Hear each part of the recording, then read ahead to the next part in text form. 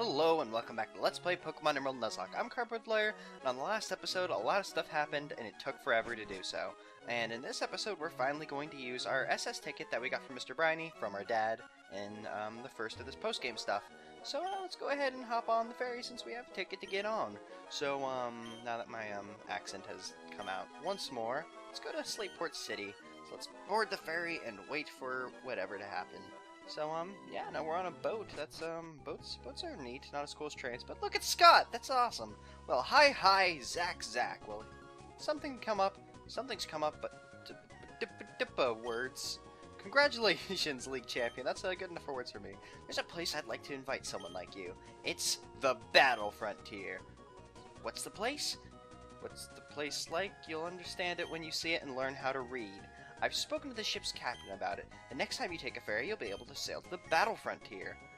So now we have access to go to the Battle Frontier, and he's getting off the boat even though we're in the middle of the ocean. Okay. Well, there's a lot of fighting here, and I'll probably go ahead and just do some fighting off screen just to take care of it, just because, you know, we've done battles before. But yeah, Battle Frontier, is basically the big draw behind this game's, post-game. So yeah, we're gonna fight them. So we're gonna get to check that out in this episode, so I'll see you guys after I've done a bit of fighting.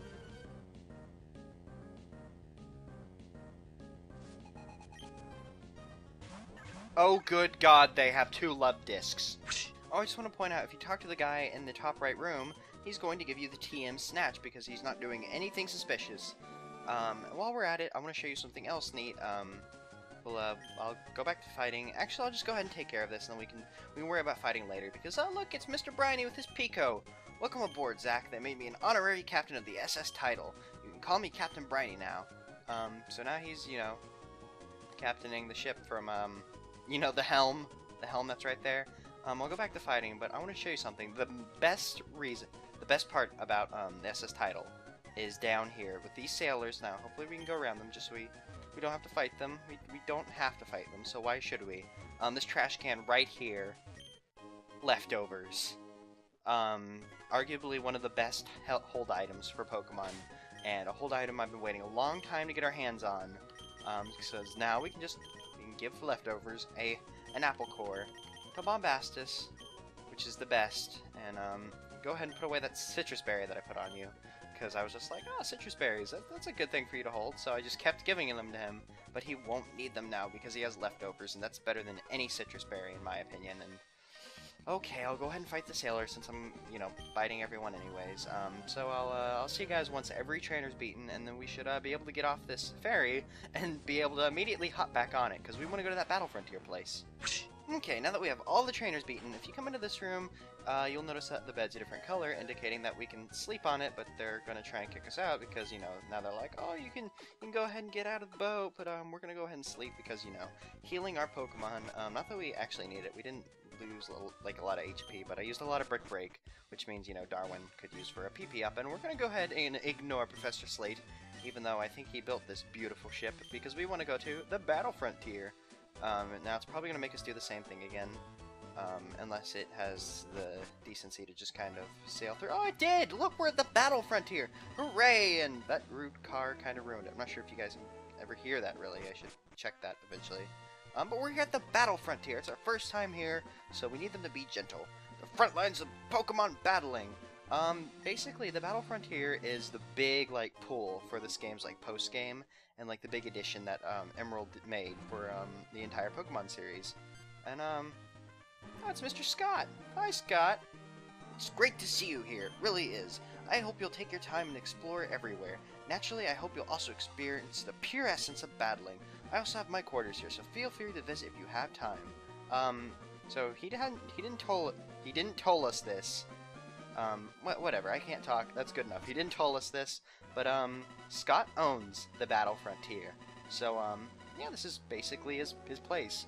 The Battle Frontier is more or less an amusement park, with Pokemon battling as the attraction. Now, there's different, ways to battle here, based on the building you go to. So, I'm gonna go ahead and give you the laydown on all the buildings, including the non-battling buildings, right now. Battle Frontier is basically the big draw of the post-game for this game, like I had said. There's many different facilities, we're going to cover them. And they all basically work like, you know, the Pokemon gym of post-game, to put it simply. Each facility has its own head, which is basically the gym leader. They're referred to as they're referred to as Frontier Brains, I'm sorry. And there are two different badges, if you would. They're called battle symbols, I believe, for beating them. There's a silver variant and the gold variant. The first time you fight them, you will get the silver variant. The second time, you get the gold variant. So you want to go for gold, of course. There's a certain amount of basically times you have to go through, or not even go through, like how many battles you have to fight to actually face the battle Frontier Head guy, which I'm gonna keep saying Battle Frontier Head, even though it's Frontier Brain. It's the same thing to me. I know this is a very, very good run through of this place. Yeah, so you have to get through a certain amount of fights, and I'll detail them as we go through each specific different facility. You get on top of those symbols that I mentioned, you get points which you can trade in for prizes, and if I've walked around the correct way, this should be the place where you can trade them in. Now there's another way you can trade them in, but basically in here you can get things like the stat increasing items like protein, dolls for your base, and there's probably like TMs and such. We'll go ahead and just check them out, because I don't know what they are off the top of my head. Like, you know, there's the stat boosting ones. I think there's items here that serve special purposes. Most notably so are the choice items. Like, look, there's leftovers, crap like that. Choice band. Oh yeah, I forgot. In 3rd gen, only the choice band exists. Basically, what the choice band does is it locks you into one attack, but it increases your attack. So it's very, very helpful. A very, very helpful thing. Later generations introduced choice scarf and choice specs, which basically do it for special attack and speed.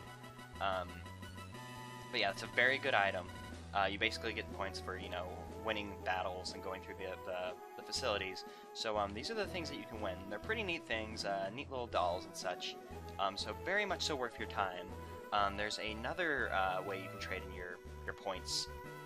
Not even points if you would. They are points. They're called like battle points, BP. Spilling oil into your Pokemon. I'm hoping this is the place. Is this the place? No, this lady will trade you a Meowth for a Skitty. Which is a pretty cool trade, seeing as you can't find Meowth in this game, although you could very easily trade one. But there's another house that looks very similar to that, that have people who will teach you moves, move tutors. Oh, hi Scott, we don't want to talk to you right now. That's where Scott is. After winning a certain amount of fights, I think if you go talk to Scott, he actually has prizes for you. I don't know how many fights, though. Like I said, this is a dumbed-down explanation because I'm stupid. I'll put a link to like the Bulbapedia article because they can explain them better. But I'm pretty sure these two old ladies are the move tutors, and they basically teach you awesome moves for please be what I think you are. Yeah, here we go. Special and cute moves. So you basically give them battle points, and no, I don't want to look at your moves. So you basically get choice of moves, and you can teach them for you know, in exchange of the points. Now this is how you teach your Pokemon Rock Slide in this game, which sucks because 48 points is kind of a lot of points. If well, that's a lot of points to me because I kind of suck at the Battle Frontier. I'll go into that later. So it's pretty pricey, but very much so worth it if you know, you're going through the Battle Frontier anyways, because Rock Slide will help you get through the Battle Frontier. So now that I've kind of explained it in a way, hopefully that makes sense. I'm going to show you guys the facilities within the place, going clockwise from the first one. That's actually to our left. This is the Battle Factory. It works just like the Battle Swap, because I think I forgot to mention it, but this is what the Battle Tins prepare you for. Scott set up those Battle Tins to train you for the Battle Frontier. So this, you know, works the same, where you pick out 6 Pokemon, you swap out your or you pick out 3 Pokemon out of 6. I'm sorry, you don't get 6 Pokemon. That'd be weird. And then you swap them out as you win battles. To get a silver badge, you have to go through 21 fights, and then you'll meet up with the factory head, which is the name of the factory, the Frontier Brain for this specific facility is called the factory head, and 42 fights to get the gold.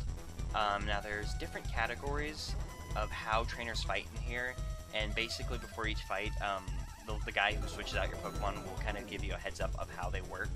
I don't know all of them off the top of my head, but finding out, you know, listening with that guy as to what your next fight will be will help you a lot in the long run, because you can kind of prepare for what's coming up ahead, and you know what Pokemon to swap out for. So now we'll move on to the next facility, which is the Battle Dome, which is basically hey, look at the camera, basically a tournament of 16 trainers, where you can actually get info about your next opponent, just like you could in the Battle Factory, I believe. I hope the Battle Factory does that, because I'm pretty sure it does, to kind of, help you with your next fight. To face the factory, no, not factory head, I keep saying factory head, Battle Frontier Brain, which is called the Dome Ace. You need to get 15 fights to unlock the silver thing, where you fight him for the silver, and then 30 for the gold. Moving on now. Next one up is the Battle Tower, which is the most traditional out of all of the Frontier facilities. Being in other Pokemon games, it was in Ruby and Sapphire, and in Pokemon Crystal. It was probably in another one. Well, it's been another one since, but I just, once before. That's not important, though. Basically, it's just, fight after fight, going up the tower until you make your way to the Battle Frontier Brain, which is called the Salon Maiden, I think. Salon Maiden? That doesn't sound right, but I think that's what it's called. Whatever. To get there, though, you need 35 fights to get to silver, and then 70 to get the gold. And I'm making sure that I'm saying this right, because you don't fight 35 fights and then get a silver. You get 35 fights, and then the Battle Frontier Brain guy comes out and says, blah, blah, blah, gym battle! And then you fight them, and if you win, you get the silver symbol, and then the gold symbol once you do that. Isn't this guide professional? This is the Battle Pyramid, and in my opinion, the most interesting out of all of the facilities. It's, like you can see, a pyramid, and it has 7 layers, each one being different rooms filled with wild Pokemon. And you basically go through, and there's probably trainers within. I don't really remember. My memory's pretty foggy on this. And you make your way to the top, and once you get to the top, you win the Battle Pyramid, and it's good. You have to go through it 3 times to get the silver, 10 times to get to the gold, because once you do that, you get to go to the top to fight the Pyramid King, who is the Frontier Brain of this one. Now, hey, I actually said Frontier Brain. In my opinion, like I said, this is the most interesting one. You want to be careful, though, because there's different types of Pokemon. They won't just send out, like, crazy different Pokemon. They'll have a theme, like, oh, these are Pokemon that can burn you, oh, Pokemon that can paralyze you, Pokemon that use self-destruct, crap like that. So you just want to be careful when going through here. Make sure you have kind of a balanced team to be ready for anything, because wild Pokemon are dangerous. Not that you... I mean, Professor Oak already told us this. I mean, we've known that for a long time, though. Wild grass is like death without Pokemon, apparently. Next up's the Battle Arena. The Battle Arena is basically the battle tent that we fought, where there was the judging on mind, body, skill, or whatever the thingy was for judging it. To get through, you have to do 27 fights for the silver, 55 for the gold to meet the Arena Tycoon, which is the name of the Frontier Brain for this place. Kind of a cool one, if you can, beat through the system and, win. Because winning is good. Professional. And now the Battle Palace. The Battle Palace is basically the battle tent that we fought in Verdant Turf, where your Pokemon choose the moves that they want to do on their own accord. You have to go through 21 fights to the silver, 42 for the gold, and the Frontier Brain for this is the Palace Maven. I don't like this place. Last but not least is the Battle Pike. The Battle Pike is my personal favorite out of all the facilities. You have to go through it 2 times to get the silver, 10 to get the gold. The leader is the Pike Queen. And the way this works is it's basically a random assortment of rooms you have to get through. And it all plays on luck on what's in the room. There could be wild Pokemon. There could be a Pokemon trainer whose Pokemon he can't control that heals you, that paralyzes you. Something bad like that. I don't know if the wild Pokemon heals you, but there's something that heals you. Pokemon trainers you fight. It's all basically just random, dumb luck to get through. It's very interesting. You can get through without fighting trainers sometimes, where you just walk through and you might not see any trainers. It's very, very cool. My personal favorite out of them. And I think that's all the buildings now. There's more stuff in the Battle Frontier that aren't related to the facilities and such, which we're going to go ahead and go explore with the time remaining before we go fight gym leaders, because I think we spent quite a while going through that guide. Although luckily we only have 1 gym leader, although the gym leader that we have left is Norman, and Norman was probably going to be a pain in the ass, because he was a pain in the ass guy for rematches. Although we're going to go explore these 2... Oh, I don't have Waterfall with me. This is going to be bad. Oh well. As you'll notice, there's a tree in our way. For any of you who've played Johto, are probably like, oh my god, it's a Pokemon from Johto, because, Johto's a good thing, and do I have the Whalmer Pail? Yes, I do. Good. For a second there, I was like, oh god, did I forget to get the Whalmer Pail? If you don't know, the Whalmer Pail you can get from the flower shop. That's by Rustboro City. Yeah, it's a city. And the tree doesn't like getting water on it, and it's going to reveal it's actually the Pokemon Sudowoodo. Sudowoodo is a fun Pokemon. Level 40 puts it at a pretty good level, you know, for raising up. So let's just hit it with Brick Break. Actually, it probably won't survive, because now that I think about it, we're 20 levels higher than it, and no matter how good its defense is, that's super effective. And I blew her shot at getting a Sudowoodo. I'm sorry, guys. Hopefully we can get down there without having waterfall on us. I think you're able... Yeah, good. You're able to go down waterfalls without waterfall. That's a very, very good thing. Because if you sail all the way over here, it's quite a ways away. Well, I guess it's not that far. Seeing as, you know, the ocean can take much longer. There's a cave, and if you come in here, it's called Artisan Cave. This cave is filled with nothing but Smeargle, a Johto Pokemon, who learns the move, Sketch, which basically, it's like the move Mimic, where it will mimic what... Okay, that's actually a bad comparison. You use Sketch, and it basically copies the move of the other Pokemon, becoming that move. So if I if I were to use Flamethrower, and he was to use Sketch, his Sketch would become Flamethrower. Smeargle learns Sketch every 10 levels, so he doesn't just get it once. 10 levels, it's either 10 or 11 levels.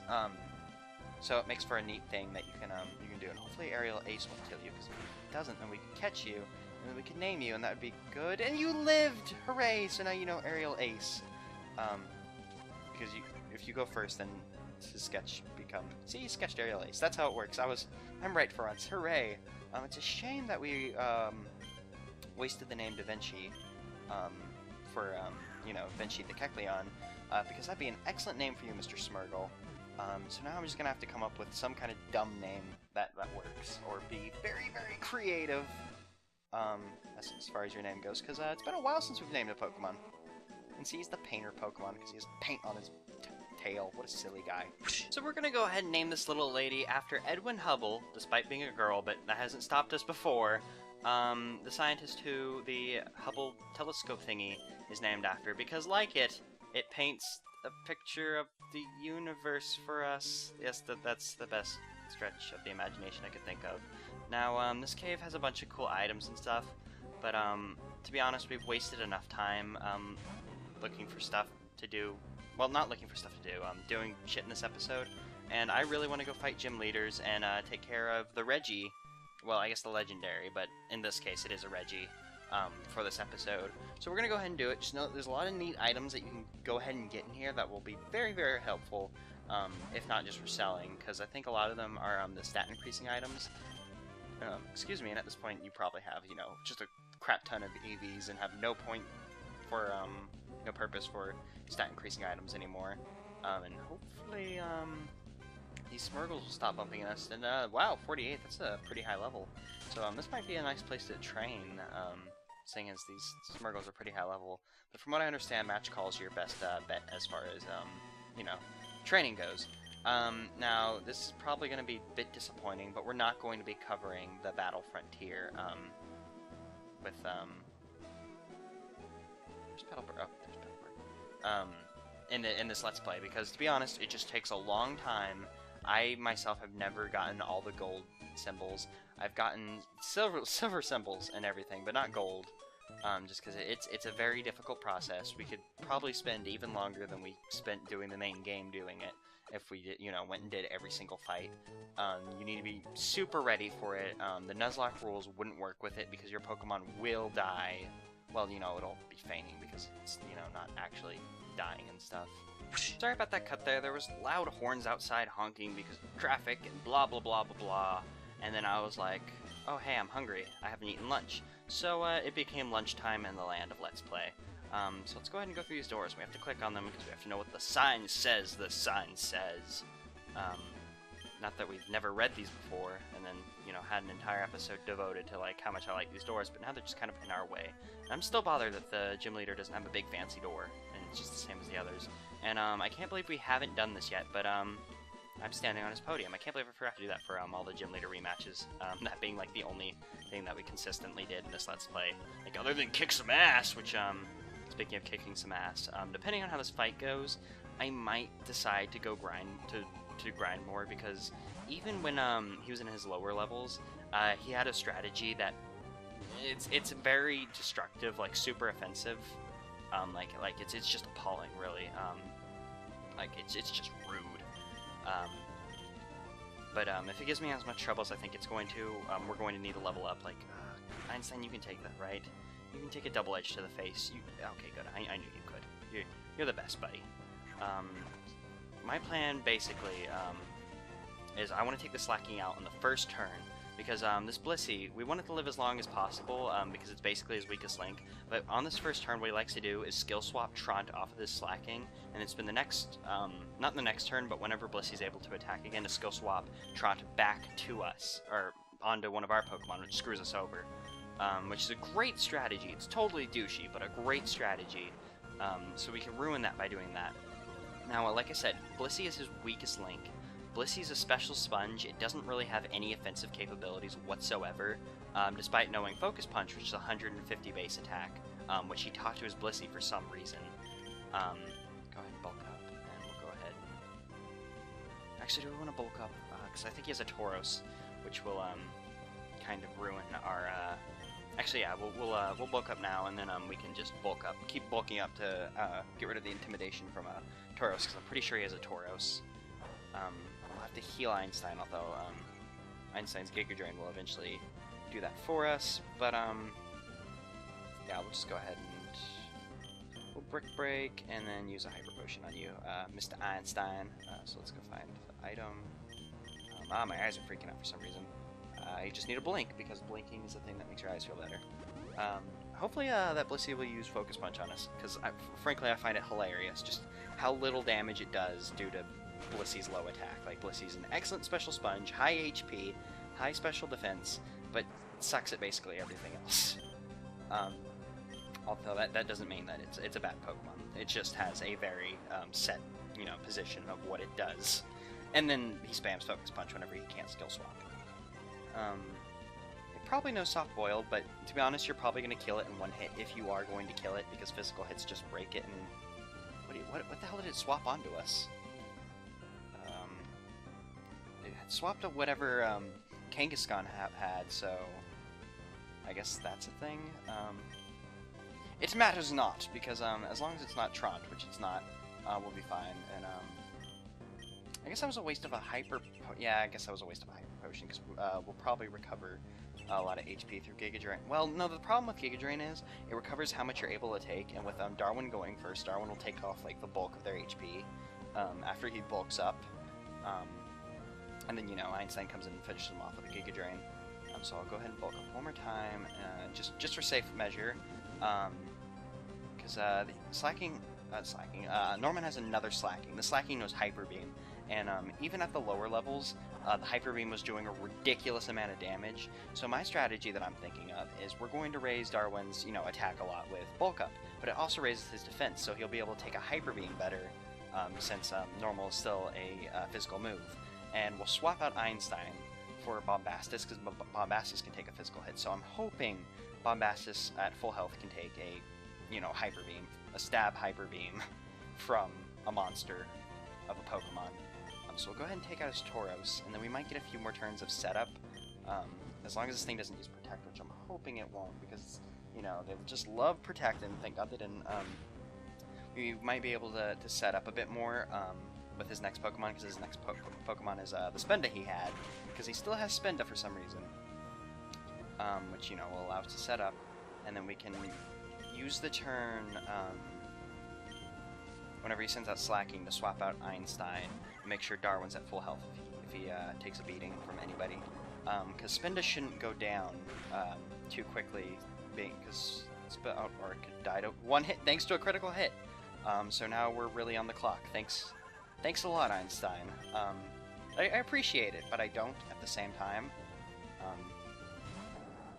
Because now we have to kick it into over... Wait, no, we're gonna hit it with a Brick Break, aren't we? We might be able to kill it. Oh my god, if we can... Have we... Actually, wait, have we gone? Yeah, wait, no, if Einstein's gone, then we've... Yeah, darn it. I was getting really excited there for a second. Okay, so we'll Brick Break because, the Slacking's gonna go first because it has 100 base speed, and it's, you know, on par with us, so there's no way it's not gonna go fast. It's not gonna go before Darwin because it's definitely faster. So we'll swap in Bombastus, and I'm gonna hope this plan works, because Darwin's got 2 or 3 bulk ups under his sleeve. Oh, come on, Bombastus. This is what you were born to do, Bombastus. Oh, it's beautiful. It's Blissey used Focus Punch, didn't she? I hope she doesn't hit if she goes for a Bombast. Oh my God. That could have gone terribly. He's going to use a full restore, isn't he? That fucker's gonna use a full restore. I can feel it in my bones. Although we're fine. No, wait, he can't. No, he can use a full restore using Blissey's turn. Fuck. No, wait. No, he used Hyper Beam, so even though he doesn't have Trant on him anymore, he will still get hit. So we'll go ahead and do that. We'll swap out Bombastus. We'll swap into Newton. No, we'll swap back into Einstein. Yeah, Einstein will be fine. A fine choice. Einstein will be safe. Wait, it can use Hyper Beam again, because we're not going to kill this. Wait, are we going to kill this? Oh my God, I'm so nervous now. Oh good, he didn't use a full restore. Yeah, we're going to win now. Yeah, honestly, that was not a win. That was not a victory of skill. My strategy might have worked, but that was dumb luck at its finest, I think. Bombastus barely hung on. Yeah, we're gonna need to do some grinding before Tate and Lisa, definitely. Oh, but we win for now, so we can relax. Oh God, I'm so worried there for a second.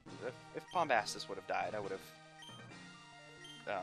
slammed my head into my desk and my head would have exploded. It would have been like really graphic, but like awesome and like kind of like a dumb action movie type of way. Although then it'll be really sad because I'll be dead. And then I won't be able to play Skyward Sword, which comes out tomorrow. And that's enough of that. Now you guys know that this of course isn't being recorded the day before because I'm recording all of these episodes. Trying to record all of them so we can release them all at once, sort of. Not like all at once, but you know, like in a daily thing. Like oh, we're actually already where we need to be. That's excellent. Do we have what we need? We probably don't. Trying to think what this Pokemon's thing is, because now we're going to go after the Legendary before we end off this episode. I'm just going to heal up, and I'm going to check to see if we have what we need to actually be able to go get this Legendary, so I will be back in a second. So we do have what we need. If there was a possible thing that we might have needed, the thing itself is not important. You'll get to see it in the next episode when we go after the last Reggie, but for now we're going after the second Reggie. Who is located on this route, this water route that leads to Dewford, which will probably 105. I knew that. I didn't know that. I'm sorry. I lied to you guys, and I shouldn't have done that. That was wrong of me. I apologize. Because if we've learned anything from the Powerpuff Girls, if you lie, your lies will turn into a monster and let me get out of the way, because that guy will battle us, and that'll be really annoying. Because we need to come this way, and I saw a swimmer out here, and those guys look like they're guarding something neat, but like probably like an item in the sand. But that's not what we're coming after. What we're coming after is the Island Cave, which is where you know, notice looked like the Regirock's place. So this is where the next Reggie's gonna be, on this Island Cave thing. Now what this wants you to do is it wants you to make a clockwise lap around the room, I think is what it wants you to do. And that's exactly what it wants you to do.